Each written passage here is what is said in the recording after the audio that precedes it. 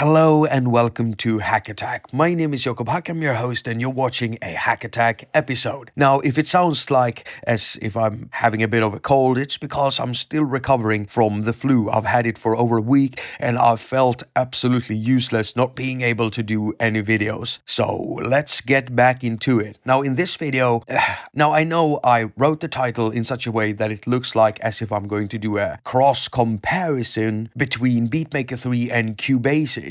Well, I'm kind of doing that, but not really. What I want to do is to tell you why I wouldn't compare these two with one another, because I find them dissimilar enough not to do that. It all comes down to workflow. So here we go.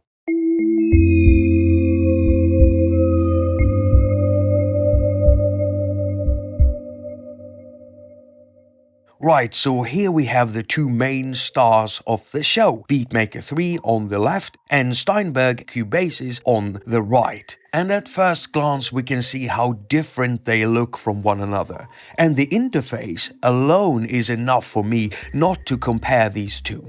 Beatmaker 3 has an interface more closely to a native instrument machine or an Akai MPC sampler. I wouldn't compare it with Cubasis, because when we look at Cubasis, we can see that it's got that classical multi-tracking DAW style interface.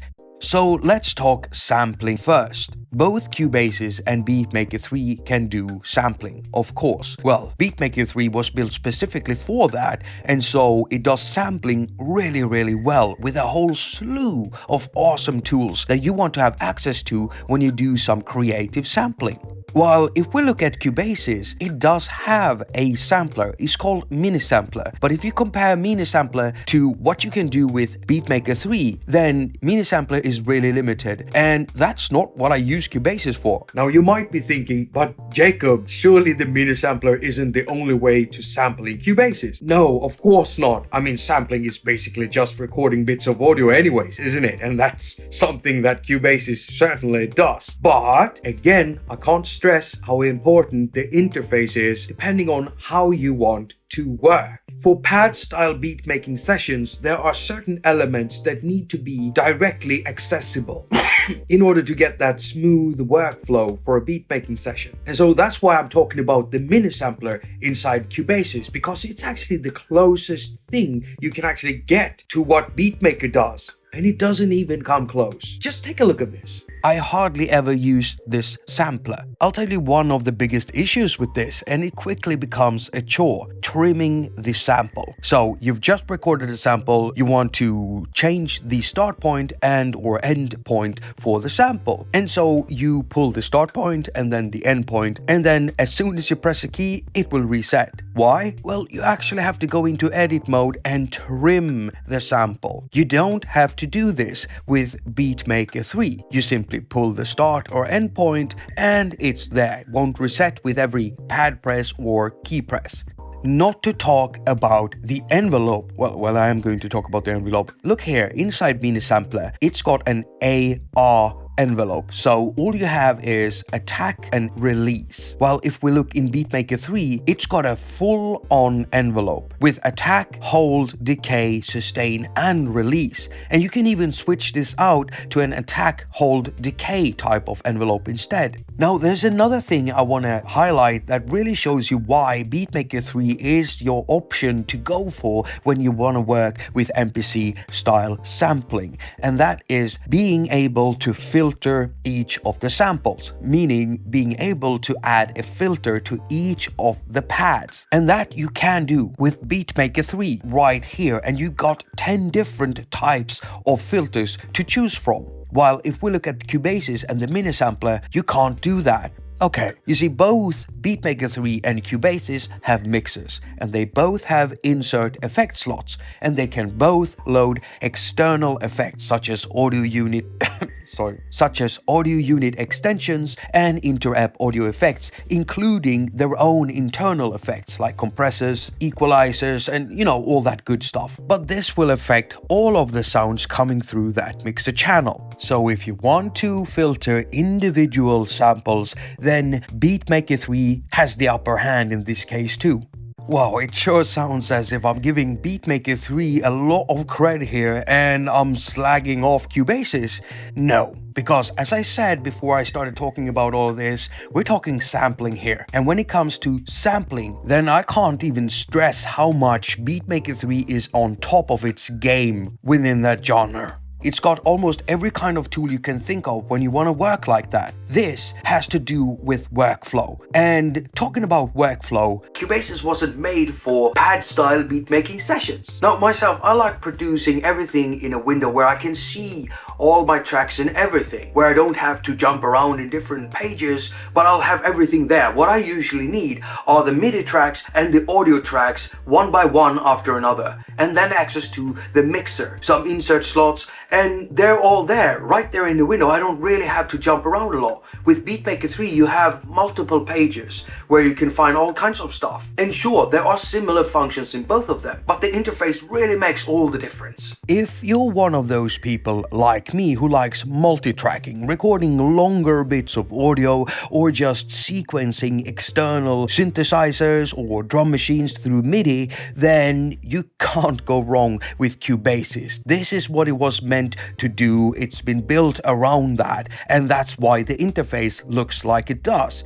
With Cubasis, you're not locked into working within bars. You don't have to do that. With Beatmaker 3, however, it's a beat-making tool, so it's got a bar-type interface when you're working with songs. I never really got used to making songs or putting in bars to make a track playlist inside of Beatmaker 3. I have a much easier time sequencing my songs inside Cubasis because I get to move around every bit of audio or MIDI just the way I want it without having to think about how many bars something is or anything like that. With Cubasis, I've also got a much bigger window to work in too, and that's something I need, especially when I go in to edit MIDI tracks. Because that's a strong point of Cubasis when you want to sequence external synthesizers or drum machines through MIDI, then Cubasis is really the way to go.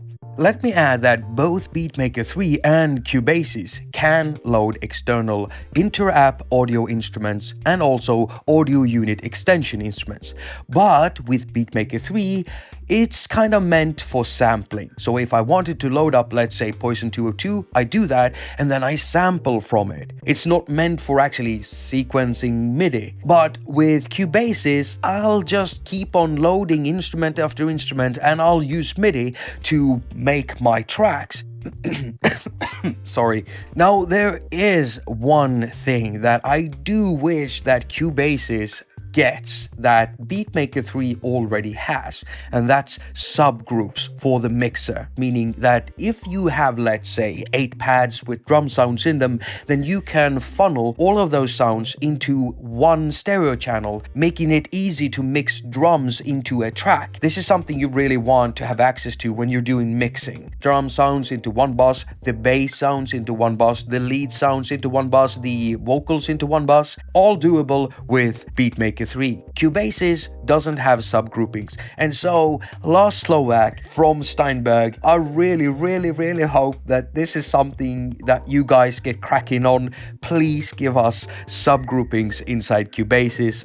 We need it, we want it so much. By the way, Lars Slovak is an awesome person and an awesome developer, and what he's done with Cubasis over the years is just amazing. The scrolling is smoother, the zooming is smoother, editing MIDI notes is smoother. Yeah, it's just awesome. Now, I'll admit, there might be more people working on Cubasis. I actually don't know because I've never asked Lars and he's the only one I've been talking to over at Steinberg. So if there are more inside the team working with Cubasis, please send them my love.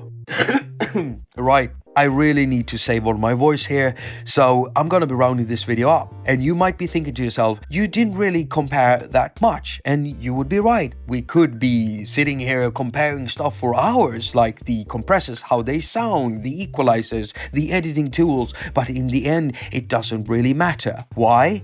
Well, it all depends on the environment we choose to be creative in. Which one of these two apps would you feel most at home with? After watching through this video, if you're still here, then you should see by now that they're good for different things. So if you're a beat maker, you want to work a lot with samples and you want to do that MPC style drumming and working from pads, you're used to thinking about music in bars, then Beatmaker 3 should be the obvious choice for you. Even if you found that there are some stuff inside Cubasis that you like and that you might want access to, it still won't matter, because if you're not gonna feel creative or if you're gonna feel hampered working from Cubasis, then that's not the right app for you. The second choice is get both and try them out, especially if you're a beginner. That's what I used to do in the past. If I didn't know what I would like, I had to get what I thought I might like and find out myself. And with apps, we're in luck because they're not as near as expensive as desktop stuff is, or if you want to buy hardware. So just make that purchase, and if you find out you didn't like something, then that's also a bit of valuable information. You'll know what to look for in the future in an app. Now, on the other hand, you just know that you wouldn't feel very creative working from something that has an interface of an MPC style sampler like Beatmaker 3, and you want to do multi-tracking with MIDI and audio, then it should be apparent that Cubasis is the option for you. Even if you found that there are some tools inside Beatmaker 3 that you would like to get your hands on. If you still feel that that's not the environment for you, then it doesn't matter that it might have some tools that you like. And again, you have option 2, get both of them and find out.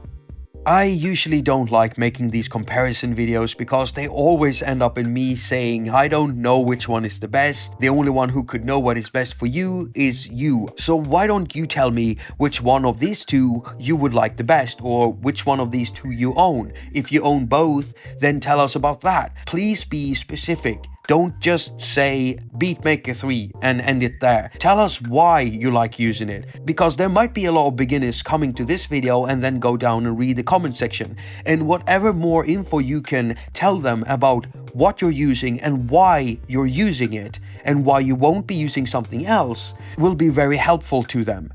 Okay, my voice is really giving up here. Thank you so much for watching. This channel just reached 10,000 subscribers, and so I want to do a 10k subs live stream on either Friday or Saturday. If you want to stay in tune with me and you want to find out when I'll be setting that date and the time for that live stream, for that 10k live stream, then please follow me on Twitter or Facebook, because I'll be putting it up there. I'll also be doing it on Instagram. You can find the links to all those social sites down in the description. Now, I've also got a Petition page, so if you want to help in securing the future for this channel, then why not sign up there, as many of my awesome patrons has already done. If you don't want to do Patreon, then I've got a PayPal link also up. You can see the address there. You can see the others. The address is also down in the description. If you don't want to do Patreon or PayPal, then you can always share my videos, press the thumbs up, because that always helps with the ratings around here. And if you subscribe, don't forget to press in that little bell thing, because that way you'll always get notified whenever I upload a new video. As usual, I wish you a very productive week. As usual, I wish you a very productive week. Now go finger all of your stuff and have a lot of fun doing it.